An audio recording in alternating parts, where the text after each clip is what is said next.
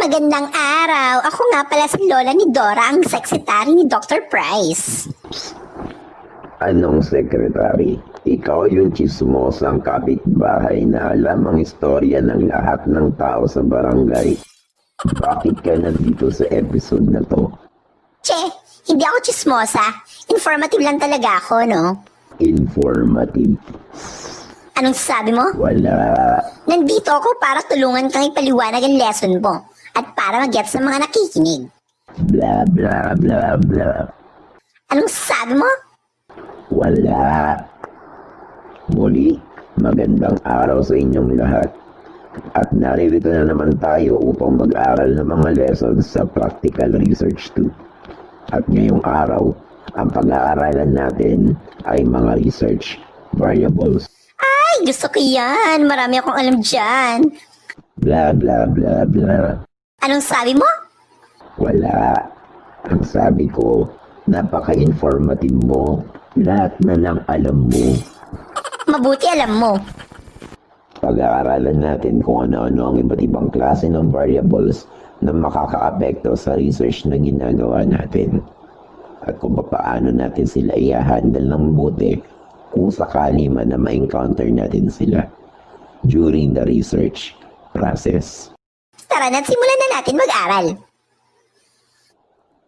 Tatlong bagay lang ang pag-uusapan natin. Una, ano ba mga variables? Pangalawa, ano-ano ba mga klase nito? At paano bibigyan ng kahulugan ng mga variables habang tumatakbo ito sa research na ginagawa natin? Hay nako. Simulan na nga natin ang matapos na tayo. Sa kabuuan, may tatlong klase ng mga variables. Una, base sa causal model. Pangalawa, base sa design ng study. At pangatlo, depende sa sukat na gagamitin. At kung mapapansin nyo, ang daming klase. Excited na ako. Ang dami nating pagchichismisan pag-uusapan pala. Hay, ang una nating pag-uusapan ay ang variables under causal model. Pero bago yun, let us define first the word variable. In research, a variable is an object, event, idea, feeling, time, or any other type of category you are trying to measure. Kumbaga, ito ang building blocks ng research mo. Dalawa ang mukha ng variables. Pwede itong makatulong sa iyo para mahanap mo ang gusto mong hanapin o makagulo ito sa gusto mong hanapin. Ako yung makakatulong sa iyo. Itong isa yung makakasira sa iyo. Anong sabi mo? Wala. Kung kaya naman, mahalagang malaman kung paano mo gagamitin ang mga variables sa research mo. May sasabihin ka ba? Ang pangit mo. Ay. Una ay ang independent variable. It is a variable that stands alone and isn't changed by other variable you are trying to measure. Parang ikaw matanda ka. Wala ka ng pinagbago. Kulubot! Hi, itong variable na ito ang hindi magagawang baguhin ng iba pang variable, pero nagiging dahilan ng pagbabago sa iba pang variable. Sa madaling salita, ang independent variable ang magdidikta sa pagbabagong mangyayari sa dependent variable. Kilala rin ito sa tawag na explanatory variables, predictor variables, at right-hand side variables. Ang susunod naman ay ang dependent variable. It is something that depends on the other factors. Ito yung variable na nagbabago. Uulitin ko, ang independent variable ang nagiging dahilan ng pagbabago ng dependent variable. Kung ganun, ako pala yung independent variable. Kasi malaki yung nagagawa kong pagbabago sa buhay ng mga kabarangay natin dahil sa impormasyon na alam ko. Hahaha. Oo, lahat sila nag-aaway-aaway ng dahil sa kadadalan mo, kaya magtigil ka. Kilala din ito sa tawag na response variable, outcome variable, criterion variable, at left-hand side variable. Bibigyan ko kayo ng mga halimbawa. Paalamin natin mula sa mga halimbawang ibibigay ko kung ano ang independent variable at dependent variable. The time it takes to run 1 kilometer depends on the person's running speed. Ano sa palagay niyo ang nagdidikta? At yung nadidiktahan? Ano yung sa palagay niyo yung nagiging dahilan ng pagbabago at yung nagbabago? Eddie. Alam niyo ba? Tama. Ang independent variable ay ang running speed at ang dependent variable ay ang time. Teka, bakit? Kasi ang running speed o bilis ng pagtakbo ang magdidikta sa oras na kakailanganin niya para matapos ang 1 kilometro. Ibig sabihin, nakadepende ang oras sa bilis ng pagtakbo. Nagkamali ka, no? Of course not. Tama ko, no? Tinitignan ko lang talaga kung alam mo.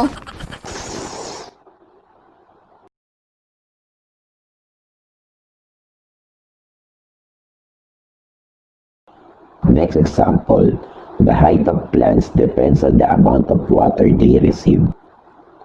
Ano sa palagay niyo ang nakakaapekto at ano ang naapektuhan? May sasagot ka? Wala. Che. Kala ko may sasagot ka eh. Ang independent variable ay ang amount of water at ang dependent variable ay ang height of plants. Sabi ko na nga ba? Tama ako eh. Wala ka namang sinabi kanina. Che. Sige nga, bakit? Kasi Kayo mga bata, bakit sa palagay nyo paano naging tama ang sagot? dahil nakadepende sa dami ng tubig paano lalago ang halaman? Wala, ang galing, nakuha, tsamba. Hindi tsamba yun, no? Alam ko talaga yun. Sige nga, tingnan natin yung susunod na example.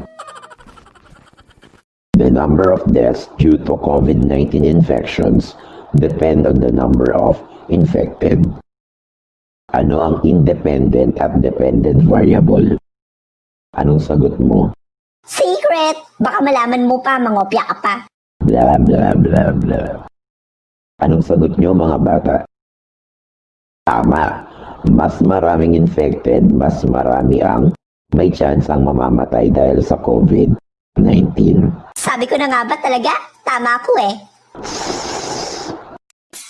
Ibig sabihin, ang independent variable ay yung number of infected at ang dependent variable ay ang dami ng namamatay o number of deaths. Bilang pagtatapos sa independent at dependent variable, uulitin ko lang, ang independent variable ang dahilan ng pagbabago ng dependent variable at hindi ng kabaliktaran nito. Ngayon, tatanungin kita, ikaw bilang estudyante o bilang isang tao, ikaw ang independent variable. Ano ang pagbabago na kaya mong gawin para sa mundo? Paano ka magkakaroon ng magandang epekto sa mga taong nasa paligid mo? Ako, gamit ang simpleng video na ito, gusto kong magkaroon ng pagbabago sa buhay mo. At sa lahat na makakapanood nito, kahit lumipas pa ang maraming panahon. Ikaw. Ay naku, parang yung kapitan natin sa Kapitan Torio. Yan ang impact mo, chismosa ka talaga. Magbago ka na para naman umayos ang buhay ng mga taong nasa paligid mo. Pasaway ka talaga. Che! Ang susunod naman ay ang demographic variables. Demographic variables are independent variables since they cannot be manipulated. In research, demographic variables may be either categorical, like gender, race, marital status, psychiatric diagnosis, or continuous, like age, years of education, income, and family size. Ay, dyan ako magaling. Alam na alam ko kung sino sa mga kabarangay natin ang kasal na at mga hiwalay sa asawa. Yung totoong lalaki at babae at kung sino-sino yung mga operada, day. Ahay! Chismosa talaga to. Che! Independent variable din ito by nature kasi nakakaapekto ang kasarian mo kung lalaki ka man o babae, Yung sahod mo, malaki man o maliit, o kung ilang taon ka na sa napakaraming bagay sa buhay mo, sa pagdidesisyon mo, sa pag-iisip mo, nang hindi mo napapansin. Ginagamit din itong variables na ito upang ilarawan ang mga napili mong subject sa research para mas maintindihan mo kung angkop ba sila para maging participants or respondents sa naiisip mong research. Kung kaya naman, tinatawag din itong sample characteristics. Ang susunod naman ay manipulated variable. It is also an independent variable in an experiment. It's called manipulated because it's the one you can change. Sa madaling salita, hindi katulad ng demographic variable na hindi pwedeng baguhin. Ang manipulated variable ay mga independent variables na pwedeng pakialaman o baguhin ng mismong researcher. Depende sa gusto niyang mangyari. Nang sa ganon, ay makita niya ang mga posibleng epekto ng pagbabagong ginawa niya sa dependent variable. Ay, alam ko rin yan. Marami akong alam na magic ng huling eleksyon. Hindi binoto pero nanalo. Ang daming pinapakialaman, ayun, nanalo. Kahit ayaw sa kanya ng mga tao, dinaan sa pera. Pagkagaling na politiko na yun, ay! Ay, napaka-informative mo talaga. Ang mga sumusunod ay halimbawa na manipulated variables. Example na natin to kanina. Alam na natin ang independent and dependent variable. At alam din natin na ang manipulated variable ay ang binagong independent variable. Pwedeng bumilis o bumagal. Tingnan niyong mabuti ang mangyayari sa dependent variable na time kapag pinakailaman natin ang independent variable na running speed. Una, dun muna tayo sa original. Tapos, pabilisin naman natin. Finally, pabagalin natin. Anong napapansin nyo? Ano ba yan? Ang dali-dali naman yan. Ay di nagbabago yung oras na kinakailangan niya para takbuhin yung 1 kilometro. Tama. Once na minanipulate o pinakailaman natin ang independent variable, makikita natin ang changes sa mismong dependent variable.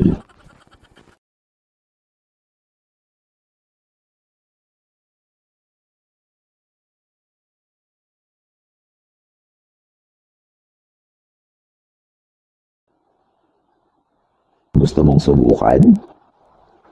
Alam na natin na ang independent variable ay ang dami ng tubig at ang dependent variable ay yung height ng plant. Ano sa palagay mo ang mangyayari sa height ng plant kapag sobra o kulang ang nilagay mong tubig? Alam ko yan syempre. Kapag sobra yung tubig, malalagda yung dahon, nagba-brown o kaya mamumutla.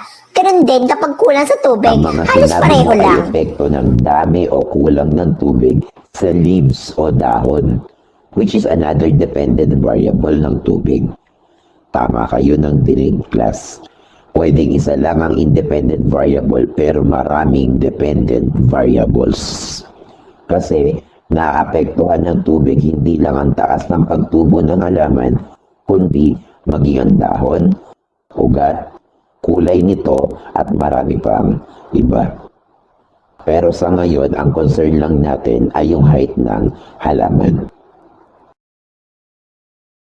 Alam ko yun, no? Advance kasi ako Ano kaya mag-isip. sa palagay Che, mo ang mangyayari kapag sobra o kulang ang dami ng tubig na ibinibigay sa halaman?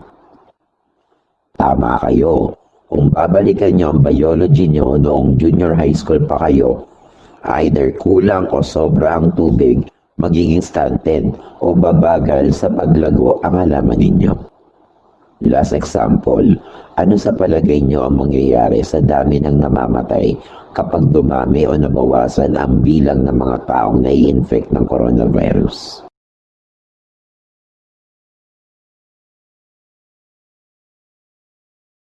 tama kayo.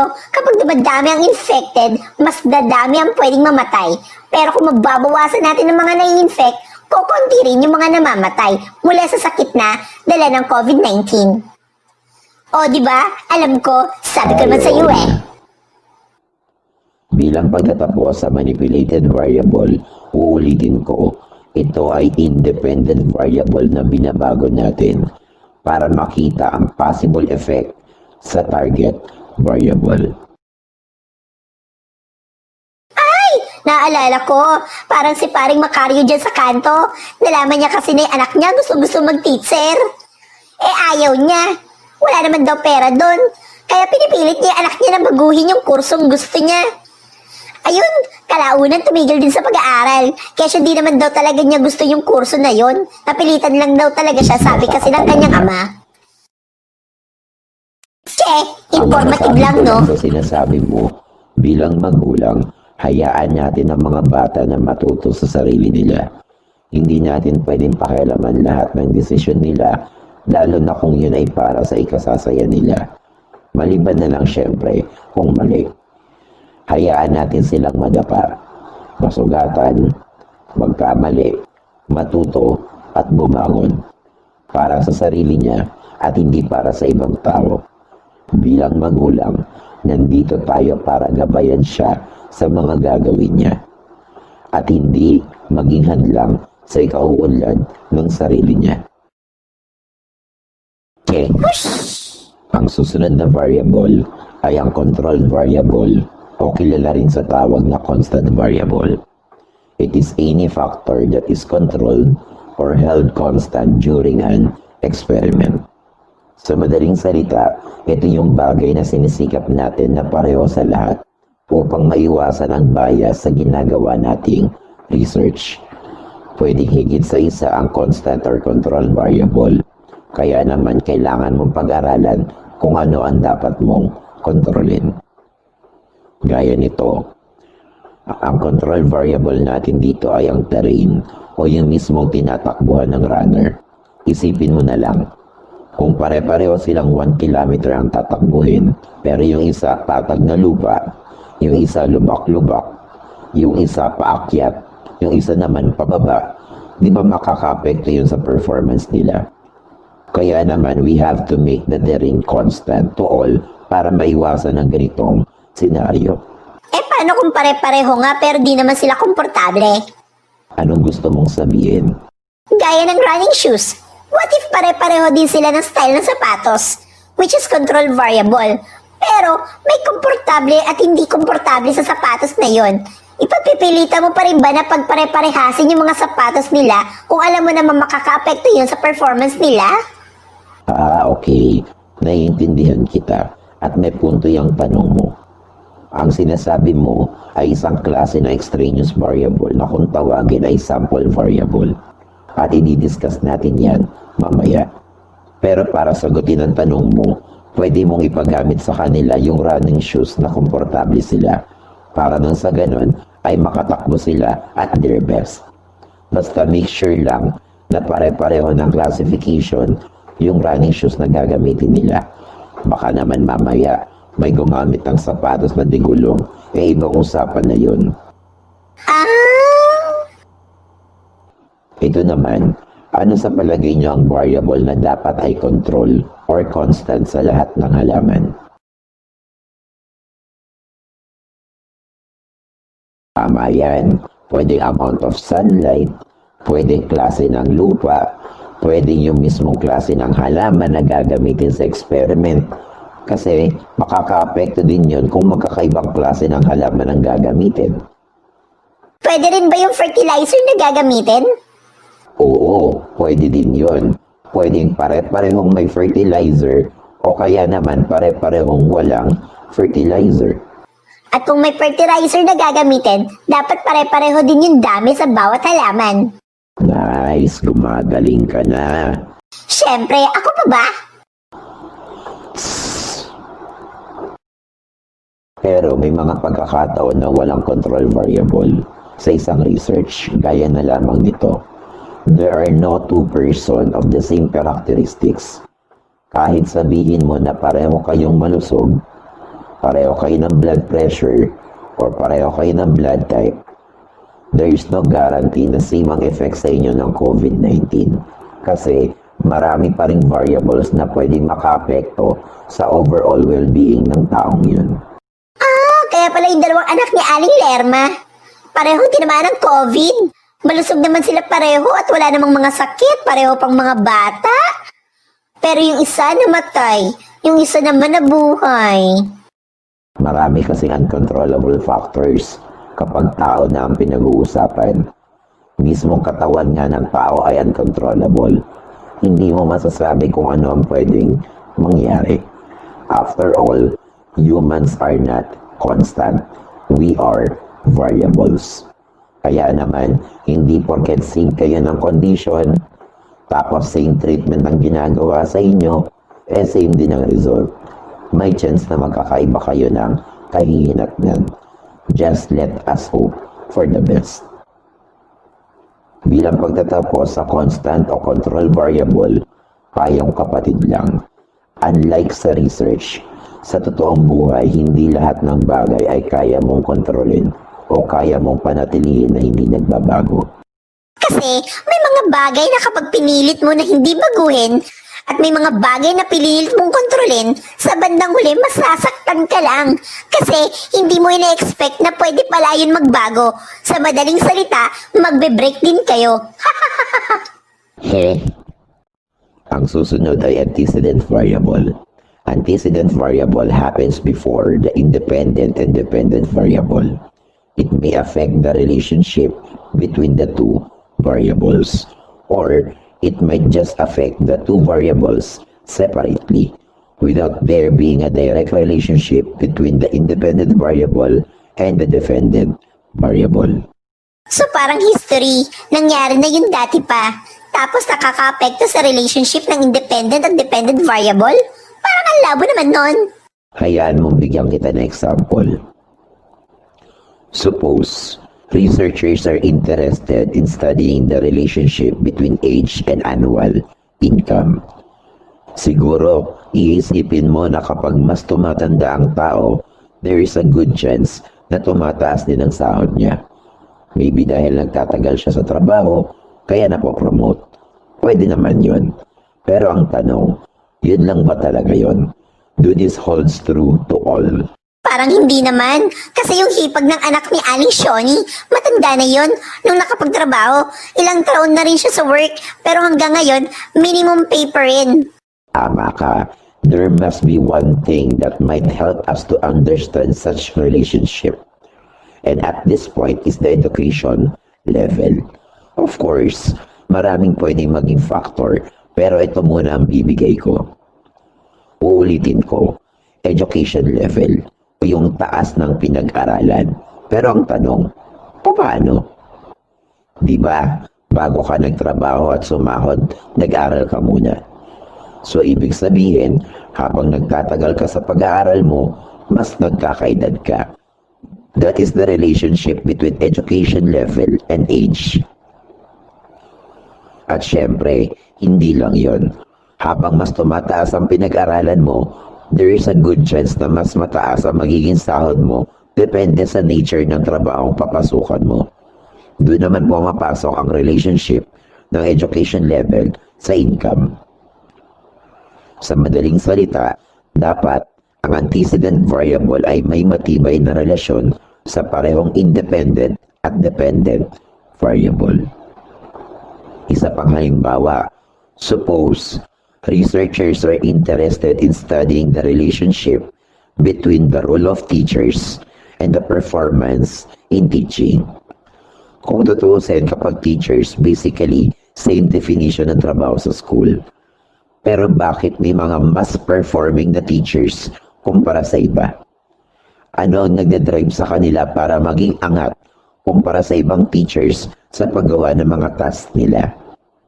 Therefore, the antecedents here possibly are their experience sa pagtuturo, education, and probably yung mga trainings na sinasalihan nila. Ang dami, di ba? Pwede ring personal motivation. Yan. At dahil mahirap i-take into consideration ang mga antecedent variables, dapat lang na kontrolin natin ang paggamit ito. Pero, paano? Yun ay sa pamamagitan ng paggamit ng mga tinatawag na blocking variables. Kumbaga, ito yung maghahati sa antecedent variable depende sa level na gusto nating mag-focus. Like, pare-parehong elementary lahat ng respondents natin o kaya naman ay pare-parehong high school. Ganon. Try nyo ito.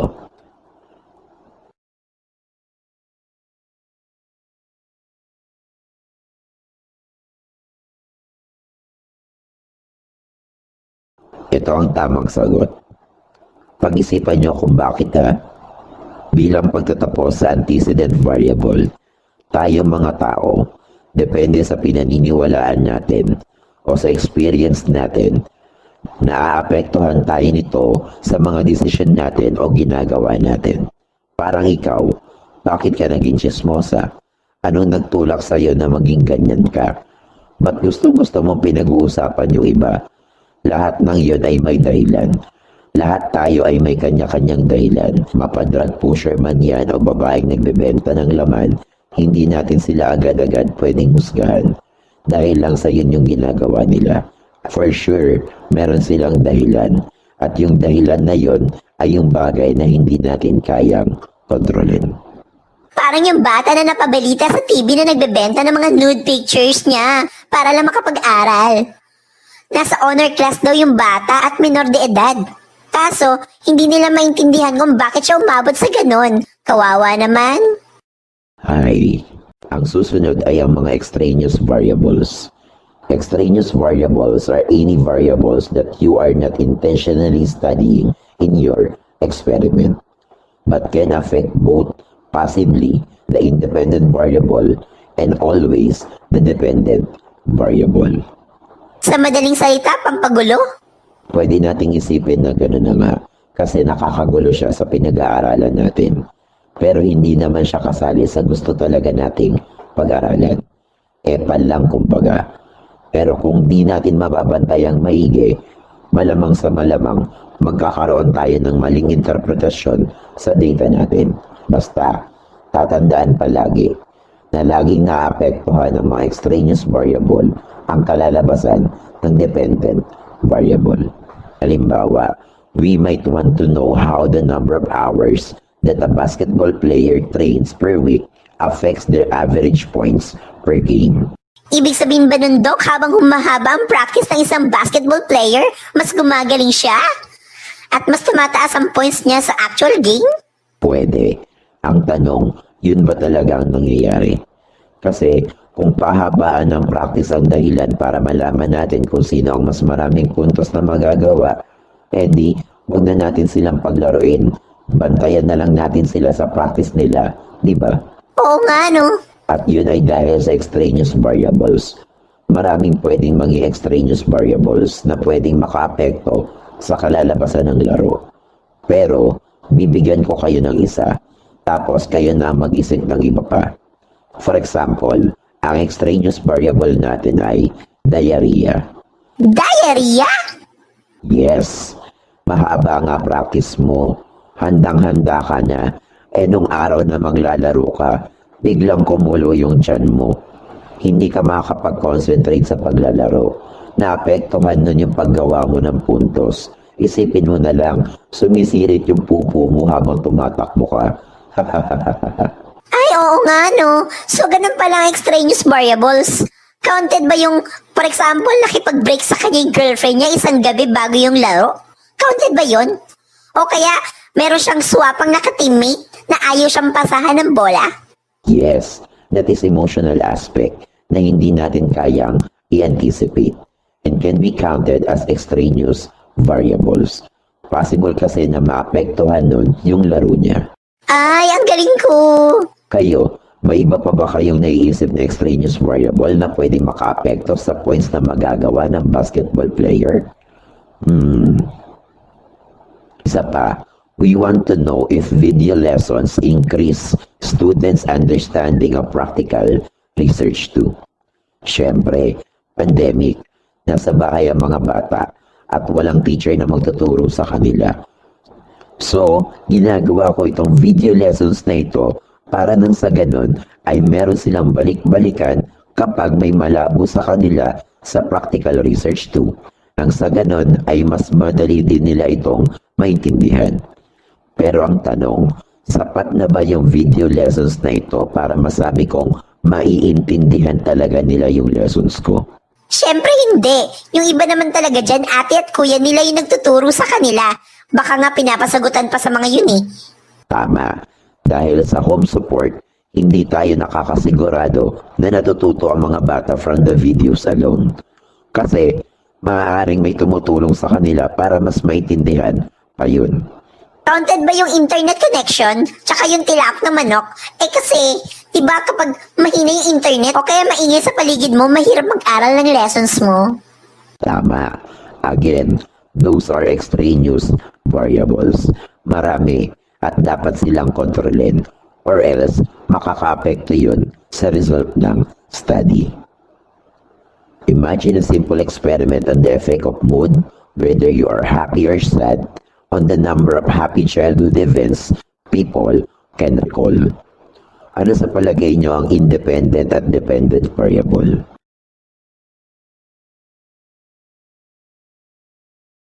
Ang independent variable ay ang mood ng participants at ang dependent variable ay kung ilan ang happy childhood events na kaya nilang i-recall. Tama.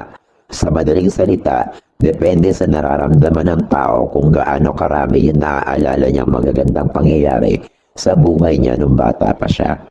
Pero ang tanong, yun lang ba talaga yun? Ano ba sa palagay niyo yung mga bagay na pwedeng makaapekto sa mismong participants? Napakarami. Tandaan, kapag mga abstract forms like emotions, feelings, attitudes, napakaraming pwedeng makaapekto sa study. Dahil tao mismo ang pinag-uusapan. Ilan sa mga ito ay participants' memory. Kung naaalala niya ba yung nakaraan niya, syempre, yun lang din ang masasabi niya. Eh paano pala kung nagka-amnesia siya? Eh di isang bagay din yun. Another factor, motivated ba siya na mag-take ng participation sa experiment? Nakaka-apekto din kasi yun, and so on and so forth. Kung ganun pala, Dok, ang dami palang klase na extraneous variables. Kaya na lamang ng epekto ng paligid mo. Ang tawag doon ay situational variables. Yung mismong participants, ang daming pwedeng makagulo sa iniisip niya o performance niya. Ang tawag naman doon ay participant variables. Gaya na lang kapag nagpapabasa ka, pero nagkataon na yung participant mo ay either malabo ang mata or dyslexic. Makaka-apekto yun sa performance niya. Yung mismong researcher pala din, pwede rin pala maka-apekto kasi naiimpluwensyahan niya yung participants niya. Ang tawag naman din sa sinasabi mo ay experimenter's effect. Yun lang ba lahat, Dok? Meron pa, kapag ikaw mismo ay nape-pressure sa gustong mangyari ng researcher. For example, sa isasagot mo during interview or sa possible behavior mo na ine-expect ng researcher during the experiment. Lahat ng yun ay makaka-apekto sa utak ng taong nagpa-participate sa research at maaaring maapektuhan yung result ng research. Hala ka! Oo nga no. Ang tawag naman doon ay demand characteristics. At meron pang extraneous variable na naapektuhan ng parehong independent at dependent variable. Di ba kanina dependent variable lang? Ngayon, dalawa na sila. Ang tawag naman doon ay confounding variable. What? Ang dami naman, potek! Halimbawa, may positive correlation sa pagitan ng dami ng kumakain ng ice cream sa dami ng inaatake ng pating. Kapag sinabing positive correlation, habang tumataas ang isang variable, tumataas din yung isa pang variable o kaya naman ay pareho silang bumababa. Ibig sabihin ba nun, kasalanan ng ice cream kung bakit maraming inaatake ng pating? O kaya naman, kapag inatake ka ng pating ay una mong hahanapin yung ice cream? Parang ang labo naman nun, Dok. Malabo talaga. Yun ay dahil may isa pang variable tayong hindi nakikita at yun yung confounding variable. And at this point, ang confounding variable natin is the summer season. Kasi, Dok, kumakain ng tao ng ice cream kapag mainit ang panahon. Ganun din, kapag mainit ang panahon, pumupunta kadalasan ng mga tao sa mga beaches. Kung kaya naman, marami ang reported incidents ng shark attacks. Tama. Sa madaling salita, ang summer season ang dahilan kung bakit nangyayari ang dalawang bagay na yan. Hindi kasalanan ng ice cream kung bakit maraming inaatake ang mga pating. At hindi din ice cream ang unang hahanapin ng mga taong inaatake ng pating. Isa pa, there is an association between alcohol consumption and having a lung cancer. Sabi dito, malinaw na may kinalaman di umano ang pag-inom ng alak sa pagkakaroon ng lung cancer. Ang tanong, posible ba na maging dahilan ng lung cancer ang pag-inom ng alak? Ano sa palagay niyo ang confounding variable dito? Smoking? Paano yun? Kasi yung mga umiinom, madalas naninigarilyo din. Kaya yun yung nagiging dahilan kung bakit sila nagkakaroon ng lung cancer. Ang galing! Tama. Eh di kung hindi mo napansin yung confounding variable na yun, iisipin mo talaga na kapag malakas kang lumaklak ng alak, possible na magkaroon ka ng lung cancer, which is mali. O kaya naman, there is an association between alcohol consumption and mortality. Ano sa palagay nyo ang confounding variable?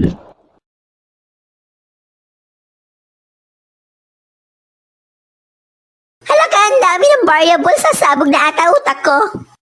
Oo, madami kasing pwedeng maging dahilan kung bakit namamatay ang tao na maaaring magbunga dahil sa pag-inom ng alak, pero hindi literally dahil sa alak. Kung kaya naman, sa paghahanap ng mga extraneous variable gaya ng confounding variable, maging mapanuri, maging mapagmatsyag, or else masisira ang result ng study mo once na may mga nakalimutan ka or hindi na take into consideration. Doon naman pumapasok yung tinatawag nating lurking variable. Lurking variable is a confounding variable but whose values are not measured, not assessed, not described, or not being recorded in the study. Yun yung sinasabi ko kanina. Kapag hindi mo na take into account ang effect ng isang confounding variable, tatawagin na siyang lurking variable. Lurking sa Filipino ay nagtatago at malaking problema yun pag nagkatawan. Katulad nga na sinabi niyo, Doc, kanina, malaman mo lang kung ano-ano ang mga posibleng extraneous variable, malaki na ang chance nila na hindi magkakamali sa mga gagawin nilang decision sa research nila. Dahil pwede naman yung mga yun na maiwasan o makontrol. Tama, galing niya na talaga. Bilang pagtatapos sa extraneous variables, isipin mo na lang yung plano mo sa buhay. Ang simple, di ba? Mag-aaral ka mabuti, magtatapos ka, magkakaroon ka ng trabaho, kikita ka ng pera, mag-aasawa ka, magkakapamilya ka, tatanda ka kasama ng taong mahal mo, and so on and so forth. Pero, ang tanong, yun ba talaga ang nasusunod? Lahat ba yan ay napagpaplanuhan talaga? As in? Alam ko, chismosa ako. Pero alam ko ang sagot sa tanong mo, Doc. Sa dami ng kwento na naririnig ko sa barangay natin tungkol sa mga buhay-buhay nila, hindi lahat maganda. Meron at meron talaga mga hindi inaasahan. At ang masaklap, trahedya. Wala sa plano. Di natin inaasahan, pero nangyayari. Sa madaling salita, may plano sa atin ang nasa itaas na hindi natin mismo alam. Ang magagawa na lang natin ay magdasal at magtiwala kung ano pa ba ang nilaan niya para sa atin. Amen. Hindi pa ba tapos? Ang dami naman yan. Hindi pa. Intervening variable is a hypothetical variable used to explain causal links between other variables and cannot be observed in an experiment. From the word intervene, nangingialam. Sa madaling salita, nasa gitna siya ng independent variable at dependent variable. Sana lang hindi pa kayo nalilito sa dami nila. Ha. Sa madaling salita, ang intervening variable ang nagiging dependent variable ng independent variable at nagsisilbing independent variable ng dependent variable. What the? Ano daw? Ang sakit na yata ng ulo ko. Example, there is an association between being poor and having a short lifespan. Ibig sabihin ba nun, kapag mahirap ka, maikli lang ang magiging buhay mo? Siyempre hindi. Sa madaling salita, meron mga pangyayari na nasa pagitan ng dalawang yan, kaya nangyayari yon. And at this point is the poor nutrition and lack of healthcare access. Paano? Ganito yun. Para mas maintindihan nyo paano gumagana ang intervening variable, focus muna tayo sa pagiging mahirap at sa kakulangan sa health access at poor nutrition. Kung mapapansin ninyo, ang independent variable ay ito. At ito naman ang dependent variable. Kapag mahirap ka, most likely wala kang sapat na kinakain. O hindi mo kaya makapagpagamot pag may sakit. Tama? Ngayon, focus naman tayo sa poor nutrition at lack of healthcare access at shorter lifespan. Ito ang independent variable, ito naman ang dependent variable. Pero bakit? Kasi dahil walang sapat na nutrisyon sa katawan ng tao at kapag nagkakasakit siya ay wala siyang pampagamot, kung kaya naman, madalas ay kinamamatay na lang ang nasabing sakit. Kahit kung tutuusin, may gamot naman talaga para dito. Nagigets ko na. Para siyang tagapamagitan sa dalawang variables. Kung pasisimplihin natin, para siyang sign language translator. Sasabihin ko sa'yo, sorry. Tapos yung translator naman ang magsasabi sa'yo dahil bingi kang matanda ka ng sorry sa sign language. Pwede na rin, halos malapit na. Kung kaya naman, huwag magpapadalos-dalos sa pagbibigay ng interpretation. Kailangan mag-analyze mang mabuti.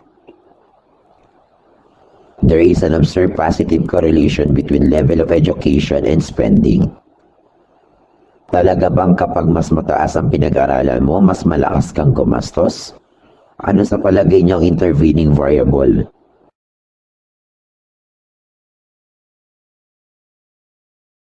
Ang tamang sagot ay income. Alam naman natin na kapag mas mataas ang pinag-aralan, mas maganda ang posibleng maging trabaho na magdadala ng mas malaking income. At dahil malaki ang income, possible din na malaki ang magiging gastos o spending sa araw-araw. Nice, tama. Galing-galing. Subukan ulit natin. There is a documented relationship between race and college completion rates. Ano sa palagay niyo ang dahilan kung bakit nangyayari ito?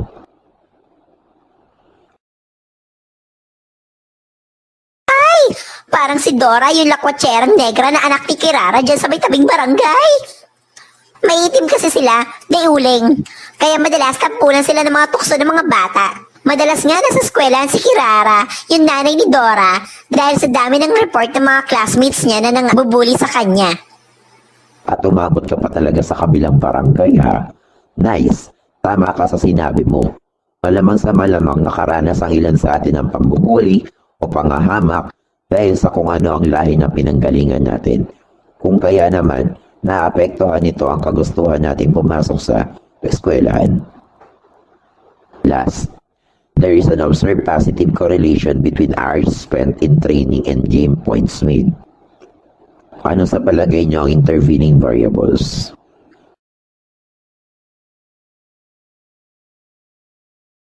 Galing! Siyempre, depende sa haba ng training mo, nakadepende ang coach mo kung gaano kakatagal niya paglalaruin sa game. At dahil dito, naapektuhan din ang possible na points na magagawa mo sa mismong game. Bilang isang doktor at teacher ng subject na ito, gusto kong magkaroon ng impact sa darating na henerasyon ng mga kabataan. Na maging matalino sila, nag-iisip, at hindi pa dalos-dalos. Pero, malinaw na lilipas ang panahon at malamang hindi ko naaabutin yun. Tatanda na ako at mamamatay. Pero, sino ang intervening variable ko? Kayo. Kayo na mga nakikinig sa lessons ko na ito. Kayo na magtuturo sa iba para nang sa ganun ay maipasa nyo yung mga natutunan nyo sa akin. Hindi ako mamamatay hanggat may mga naniniwala sa mga pinaniniwalaan ko.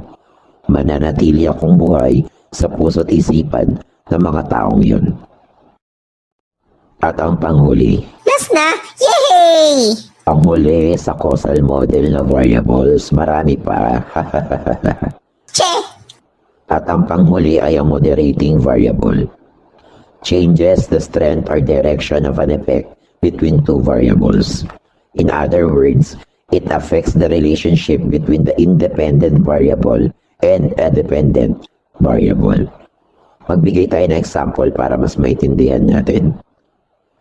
Stress has a bigger impact on men than women. The independent variable is stress. The dependent variable is health status. At ang moderating variable ay sex. Alam naman natin na magkaiba ang perception ng lalaki at babae sa stress. Kung kaya naman, magkaiba din ang impact na nagagawa nito sa katawan natin. So, ang moderating variable ay nagpapalakas o nagpapahina ng effect ng independent variable sa dependent variable? Tama. Ibig sabihin, kahit same ang maging treatment sa lahat ng nasa research, still, may mga pre-existing traits tayo na hindi pwedeng baguhin. Kung kaya't nagkakaroon pa rin ng pagkakaiba-iba. For example, we expect that the number of hours a student studies is related to their exam score. The more you prepare, the higher your score will be. Masasabi naman natin na tama naman talaga to. Siyempre, mas prepared ka sa test, most likely makakakuha ka ng mataas na score. Pero, saan tayo pwede magkaiba-iba? Ano yung traits natin na sa simula pa lang ay magkaiba na at pwede makaapekto sa relationship ng dalawang to? Ano sa palagay niyo yung moderating variable? Hay, ayoko na mag-isip, hindi naman ako matalino. Tama ka. Ha? Oo naman oh, tama ako. Paano ako naging tama? Ang sagot ay IQ. Di ba? Pre-existing na yun. Dati na yun na nasa sistema nating mga tao. At malinaw na nakakaapekto yun sa relationship na ito. Paano nga? Kapag mataas ang IQ ng isang tao, may chance na kahit konting oras lang siya mag-aral ng mga lessons niya, mataas pa rin niya makukuha yung score. Kasi nga, matalino na siya from the start. Kumpara sa mga average or mabababa ang IQ, na kailangan talagang magpursige ng pag-aaral para makakuha ng mataas na score sa test. Parang nagigets ko na. Kayo mga bata, nagigets nyo na ba? Sige, isa pa. The effect of training on muscularity. Ano sa palagay niyo ang moderating variable? Ano ba ang pwedeng makaapekto sa pagtubo ng mga muscle sa katawan ng tao?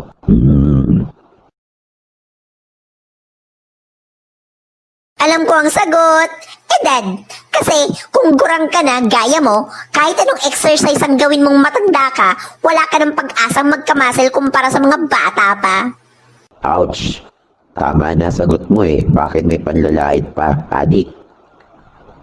Sana ay lubos niyong nauunawaan ang lesson na ito. Bilang pagtatapos sa moderating variable ay yung application nito sa totoong buhay. Dahil sa moderating variable, nakakaroon ng double standards tayong mga tao.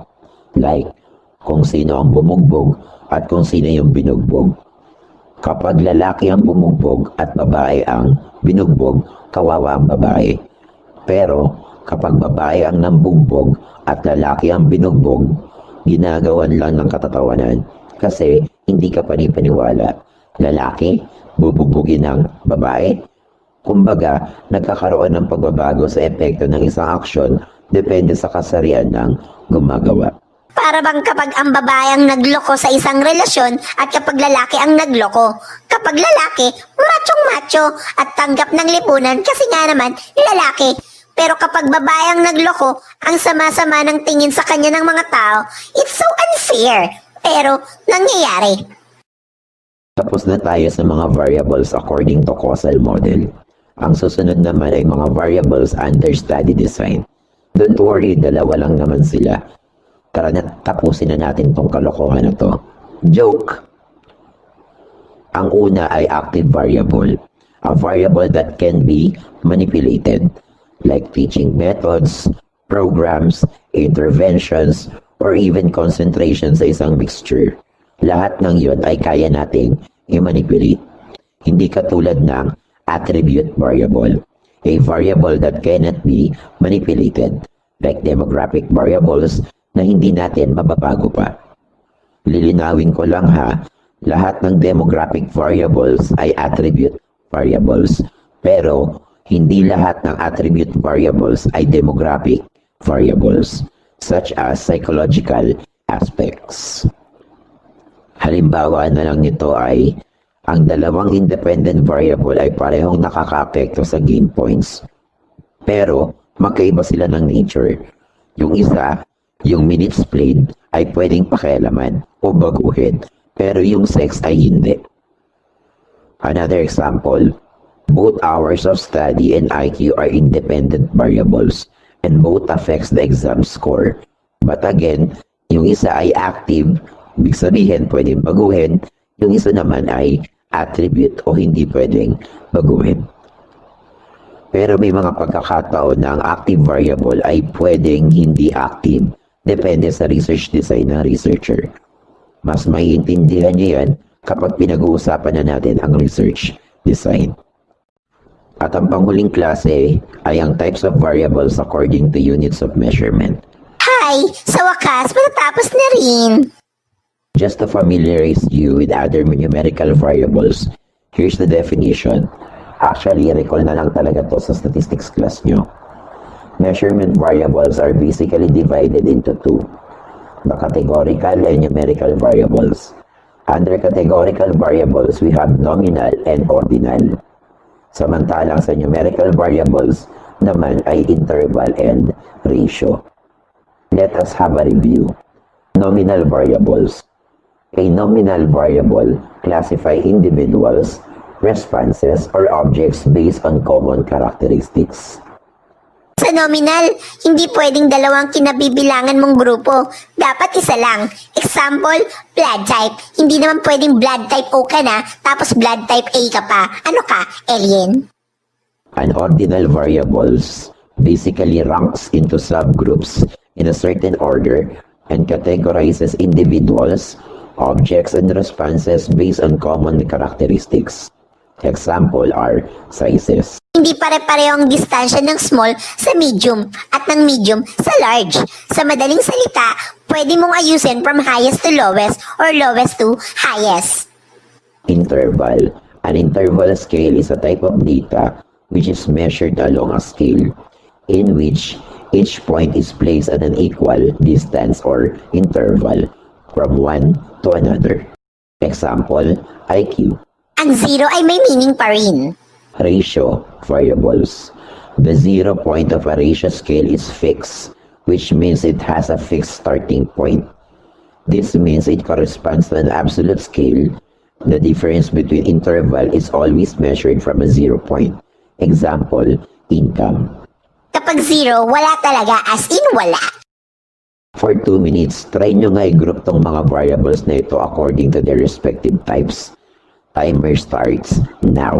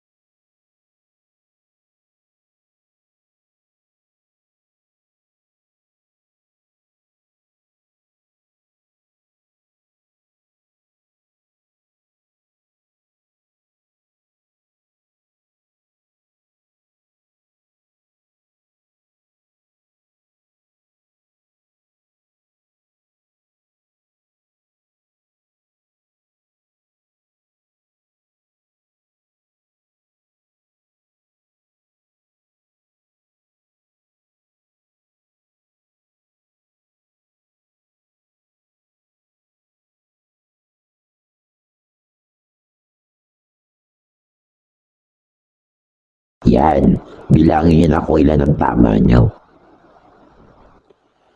Just to generalize the concept of measurement variable, here's the table. At ang panghuli, Akala ko ba tapos na? hahaha, last na talaga to. Ang panghuli ay operationalizing variable. Hindi yun klase ng variable, okay? May time kasi na gumagamit tayo ng variable pero hindi malinaw kung what particular aspect of that variable we are interested to measure. Naks English? Halimbawa, young participants will have significantly better memories than older participants. Ang variable dyan ay young and old. Pero ano bang batayan ng young and old? Kapag may kulubot na gaya ng sayo? Di ba malabo? Kasi iba-iba tayo ng perception pag sinabing matanda o bata. So meaning, kailangan nating i-define specifically like this. Another variable is memory. Malawak ang memory. Anong particular memory ang gusto mong sukatin? So for example, we will define memory like this. Napapadalas English mo, ha? Muli, kami ay lubos na nagpapasalamat. Yay! Tapos na sa wakas, makakapagpa-makeup na ako. Nalosyang ako sa episode na to. Muli, kami ay lubos na nagpapasalamat sa lahat ng mga nakikinig sa buong video na to. Sana ay may nauunawaan kayo sa mga tinuturo namin sa inyo. Bilisan mo, aalis na ako at makikipagchismisan pa ako kay Maring Goreng. Salamat. Salamat!